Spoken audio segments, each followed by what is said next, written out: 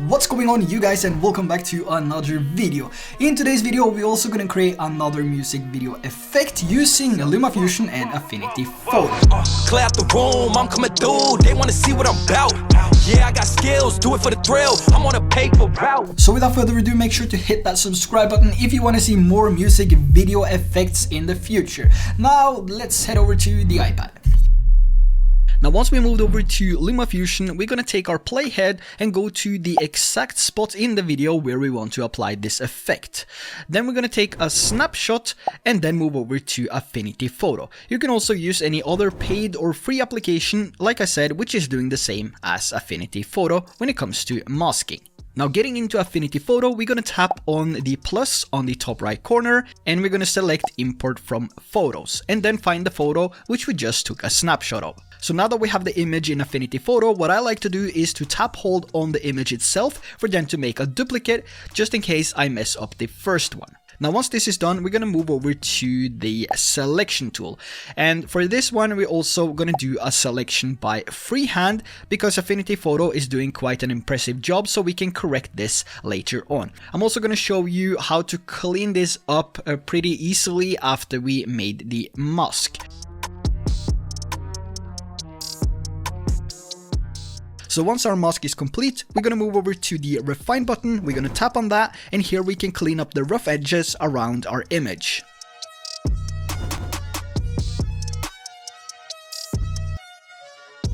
So once we finished up cleaning up the image as good as we can, we're gonna move over to the output and we're gonna change that to new layer with mask, and then tap on apply.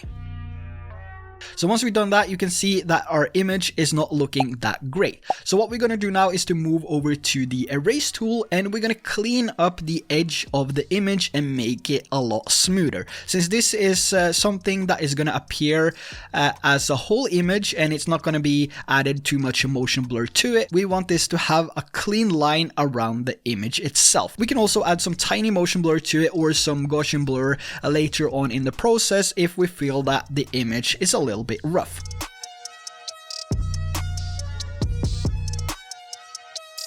Now once we finished up erasing the rough edges around the image, you can see it looks a whole lot better already. Now this is a fairly simple effect and it only requires us to do this one time. So once this is done, we're gonna move over to the export and we're gonna tap on share and then save image.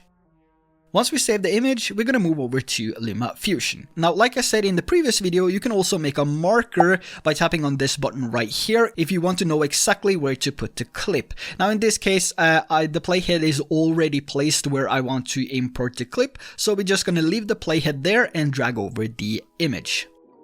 Now once we have the image in place, we're gonna go to the beginning of the image and then make a cut to the video below, because the beginning of the image is the same exact frame as the video clip below. So we're gonna make a cut here and then we're gonna take the video file and drag at the end of the image. This will make the video start playing once we get to the end of the image. It's also important that you take the original snapshot that we took earlier and then you place that underneath the mask clip on your timeline. Once you place the image underneath the masked one, the next step is to duplicate the masked layer.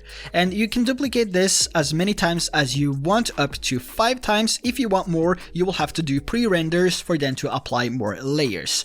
But for now, we're gonna keep this to 4 layers and we're also gonna add a cinematic bar at the end here. Once we've done this, we're gonna move over to the mask clip, which is on the bottom. The top one has to be untouched for us to create this effect where we have the bouncing effect behind the subject. Now moving into edit, we're gonna go straight over to frame and fit and we're gonna start making some keyframes. The first one is gonna be the original placement, and then we're gonna go 3 frames and we're gonna scale this up and make it larger. Then we're gonna go 3 more frames and make a new keyframe and scale it up even more, and then 3 more frames and then we're gonna scale it down, and 3 more and a little bit up, and then 3 more frames again and then down. So we're gonna go up and then a little bit down and then a little bit less up and then a little bit down and so on.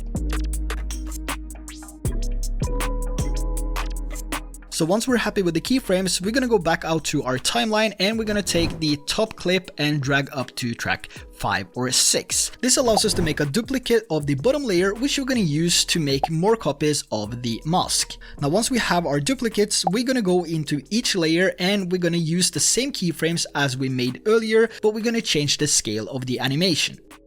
So we're gonna make it bigger and we're gonna make it so it's visible behind the previous animation we created. And make sure that the bottom layer is always gonna be the biggest one. You can also follow the example to see how I do the adjustments to the scale.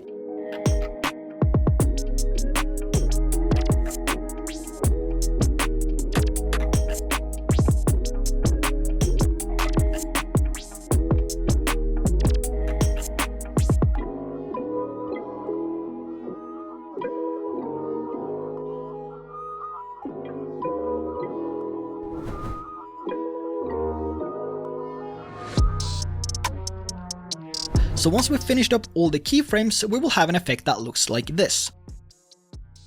But you can see that it also suddenly stops here, and this is where we want to make our cut.